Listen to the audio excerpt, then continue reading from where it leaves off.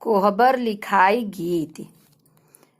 पातर पातर आंगुरी ननदा दुलारी हो, हाली कोहबर लिख ननदा।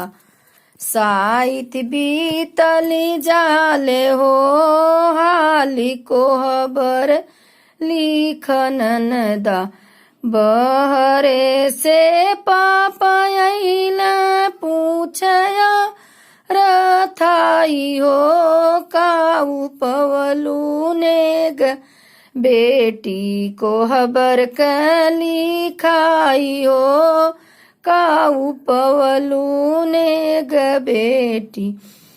एक मुट्ठी चाउर पवली एक मुट्ठी दाली हो, एक टका रुपया पवली कोहबर कली खाई हो, एक टका रुपया पवली।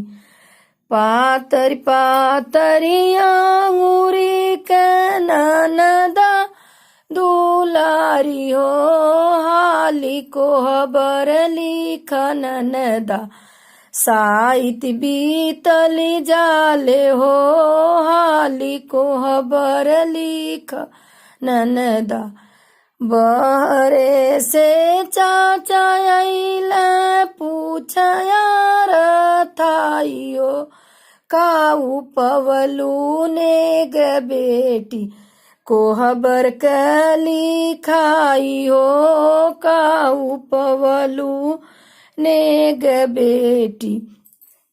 एक मुट्ठी चाउर पवली एक मुट्ठी दाली हो, एक ठो रुपया पवली कोहबर कली खाई हो, एक ठो रुपया पवली। पातर पातरी आंगुरी ननदा दुलारी हो, हाली कोहबर लिख ननदा। साइत बीतली जाले हो, हाली कोहबर लिख ननदा। बहरे से भैया अइला पूछ और थाई हो, काऊ पवलू नेग बहिना कोहबर कली खाई हो, काऊ पवलू नेग बहिना।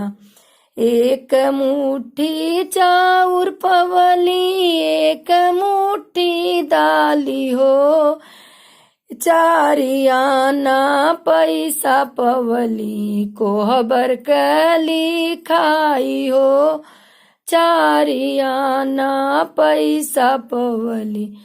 पातर पातरी आंगुरी ननदा दुलारी हो, हाली कोहबर लिख ननदा। साइत बीतली जाले हो, हाली कोहबर लिख ननदा।